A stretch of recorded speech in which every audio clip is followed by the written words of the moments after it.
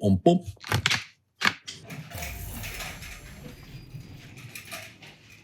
Well, hey there, gang. Good day, everyone. It's Curtis from Cutting Edge. No, it's Adam. Hi. Hi, everybody. Adam Savage here in the cave. And behind me is a vacuum former. We have covered this vacuum former twice before on the channel, I believe. And I've got this little dental vacuum former up here. We've also covered that one. Links to each of the videos I have done about vacuum forming in the description. And we're doing another video about vacuum forming. And there's a very good reason for it. The reason is because, the whole reason this red handmade by me vacuum form machine exists is because my mentor, Mitch Romanowski, one of the most preternaturally brilliant model makers, problem solvers I will ever work with or for. He's sadly no longer with us. Had a Vac-U-Form, benchtop Vac-U-Form machine that is one of the machines I really learned about the art of vacuum forming on. It's a great little machine. I've talked about it before. It's red. It looks kind of like this. And I made this one way back in the early aughts in the early aughts when Fawn Davis and I were building our little shops at the same time. Each of us built ourselves a version of this vacuum former. And I love tools. I love the stories of tools. And this is a tool that has a long, multi-decade story for me. And yes, you're probably guessing a fan had one of these, wasn't using it, and sent it to me. And holy cow, I'm about to unbox it. Oh, yeah. Oh, I see. Okay.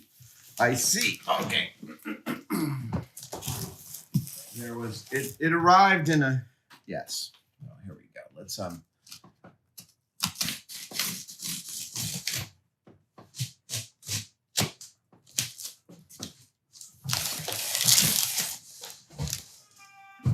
oh, you did a really good job wrapping it, my friend. It has arrived in pretty darn good shape, all things considered.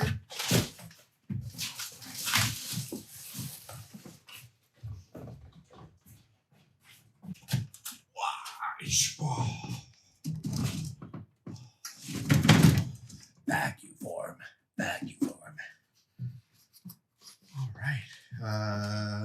All right. You did such a lovely job packing this up. How do I undo? Go.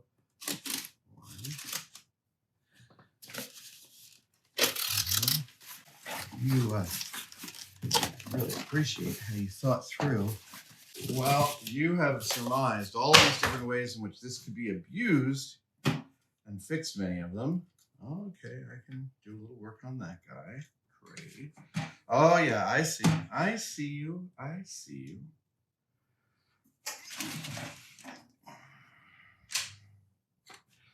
Obviously, this video finishes with me doing a vacuum form. But let's just double check all the operations here.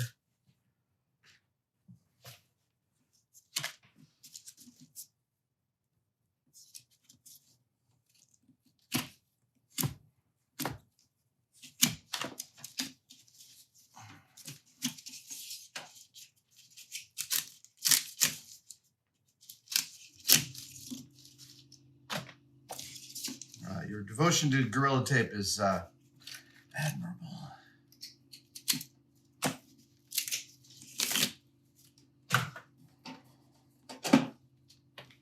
Now we've got a little bit of a handle crush over here, so I've just got to deal with that. That's fine. It's a very minor repair.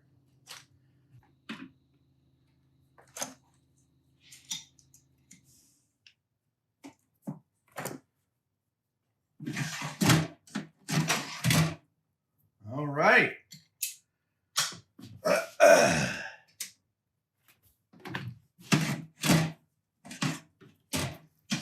Okay. So the key part of any vacuum form machine is this, the frame that holds the plastic. It is a lovely welded steel frame. Yeah. Slightly smaller than the one that I made many years ago. I went 12 by 16. I believe this is 8 by 12. 9 by 12. Let's double check that. 9 by 12. Let's just check operation here.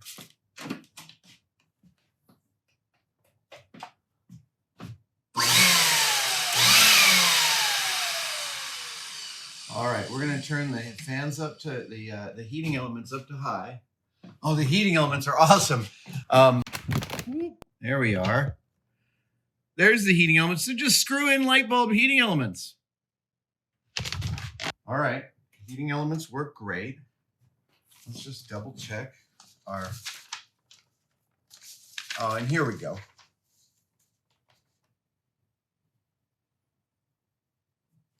This is from Mateo, who sent this for me. TLDR, very grateful. Enjoy. This Mateo says, I don't know how this works or if Adam is going to open this package, but I thought I have a chance to tell one of my heroes something. I might as well write something down. Thank you for being an inspiration. I've enjoyed your content for years. It's a big reason why I pursued a career in the hard sciences. I think I speak for a generation of scientists and artists when I say thank you for teaching us the power of science and fostering a love of making. Holy cow. Anyway, I hope you like your new toy. I found it at an auction from a retiring makerspace, and it reminded me of yours. Then I rewatched the Ghostbusters goggles video, and I thought I might have found a relic. Sorry it took me so long to get it to you. I had to find a perfect window of payday and free time, and the PhD work means that the window is tiny. Also, sorry about the packaging. No, over-engineered packaging. I'm here for it, man. Thank you for inspiring me to use science to at least try and make the world a little better, or in my case, a little greener, because Mateo is a botanist. Mateo, dude, I can't believe you found one of these, and I cannot believe you found it with the original directions. Amazing. Oh, it used to have a fuse, but now it has a circuit breaker. All right.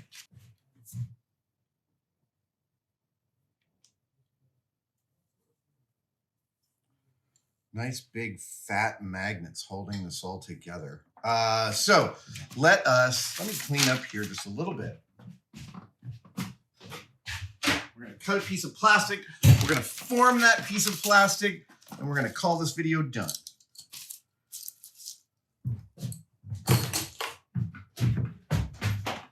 Oh, yep, plastic is all here.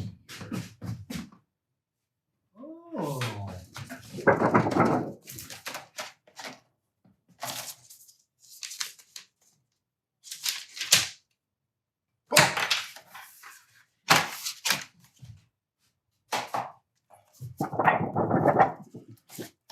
This is 0.0.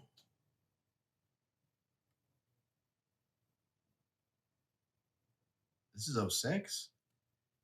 Hang on. Nope, it's 04. 04. This is 04. This is 1 millimeter styrene. I'm going to put it here into the frame. Oh my God, loading it into one of these frames is such a nostalgic feeling, dudes. I have not touched this brand of vacuum former since the 90s. Seriously. Oh, right. Before I heat this up, I'd like to blow that out.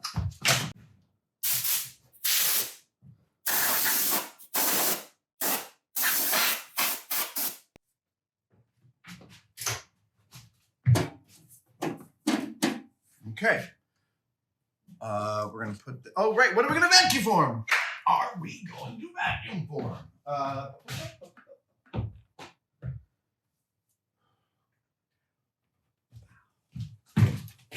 So I was thinking about what to vacuum form, and I realized actually one of the more standard things one Vac-U-Forms is shapes for panelizing.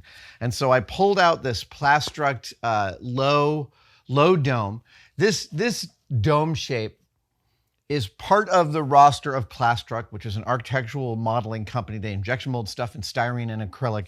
And this specific dome shape is, they make it in every size, down to like this big to even bigger than this, like 6 inches. And it is on every Star Wars ship ever. And let's say you've got this dome shape and the art director wants it to be part of a spaceship. So panelization, I'm going to show you how we do that with a Vac-U-Form machine. So I've got the 040 styrene, 1 millimeter styrene in there. Put that here, going to turn the heat on. Bring it up. Put this down there. Ah, yes. The adjustable heating element is something. All my other Vac-U-Formers have been one and done, on or off.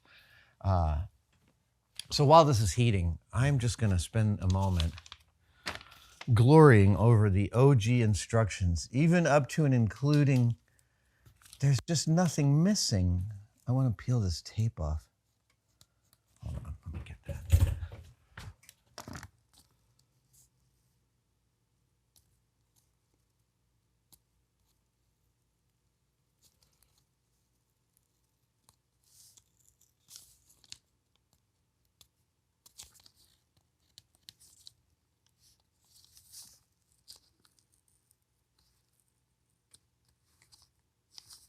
Oh. All right.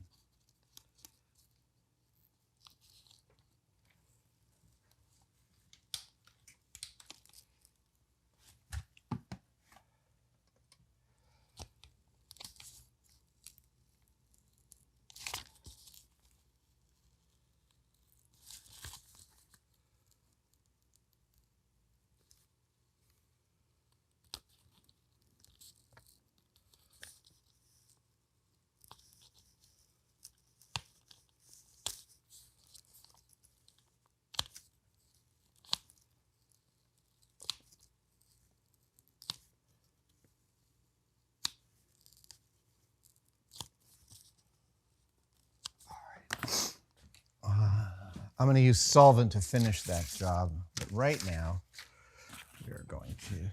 we're close. Okay. So we've got a nice softness.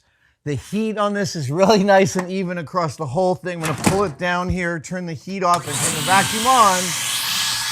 There we go. Amazing.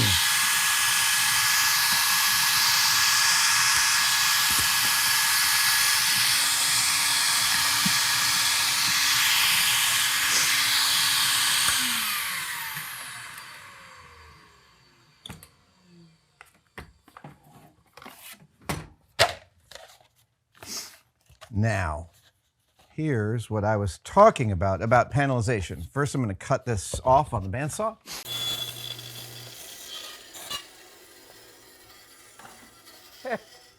Everyone who has ever worked in a special effects shop will tell you that cutting the plastic around a Vac-U-Form is one of the worst sounds in a shop. It is like, it's terrible. So, let's talk about, wait. Off. You're off, right? Yes, you're all off. Good. Let's unplug you, just in case. So with panelization, what you do is you pull the piece of styrene over the thing you want to panelize, and then you start to draw the way in which you want to panelize it. And I'm just going to do some sort of roughing out of a panel structure here. Hold on.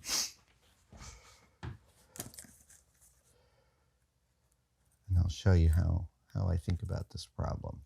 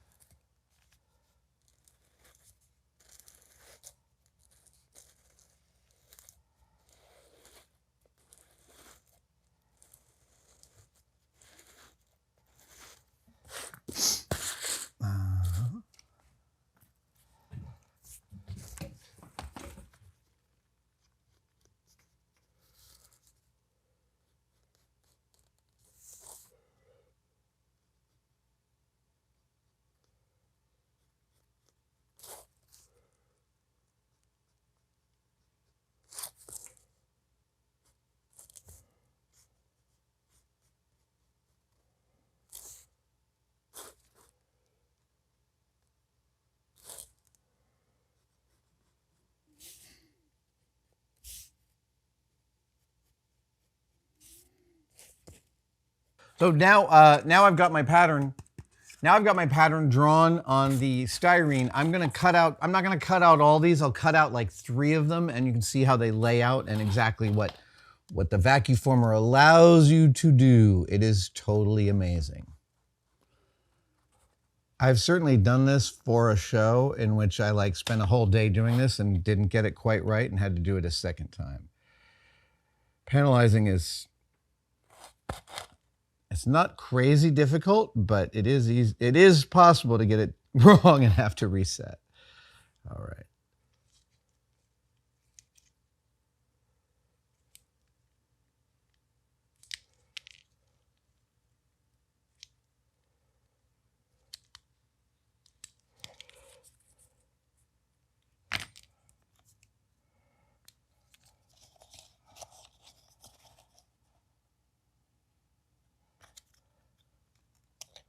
All right, now you start to see what I'm talking about, but hang on. So that's what I'm talking about panelizing. But I want to do one more thing to this just to show you. Key thing about panels is they got to look straight. And if they don't look straight, boy, does your eye see that. So you work hard on making your panels straight and nice and right angles to each other. Whatever catches your eye is going to catch your eye on the model.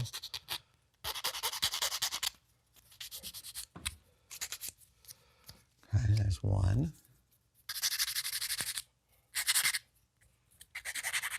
Okay, now there's one final aspect, which is no panel goes down without little notches. There's always a little notching going on. And so I'm just gonna like lay this out here and sort of put where I'd like to end up with some notches. And let's do one here. Let's do one here. And then maybe here and here. We'll do one here. Let's see here. Okay, so we'll do, this is an old Radio Shack notcher. And frankly, I did a lot of my model notching just by hand, but I'm just showing you a quick and dirty way of achieving.